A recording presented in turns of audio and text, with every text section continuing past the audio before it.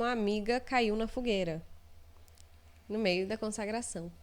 Olha, eu experienciei uma vez, foi uma coisa assim bem forte, né?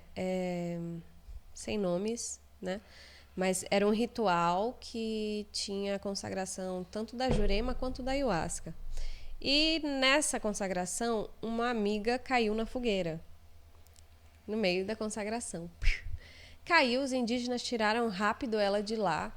Aí a gente levou ela pro quarto e nesse momento que ela tava lá com muita dor, tudo, né, as brasas ainda grudadas nela.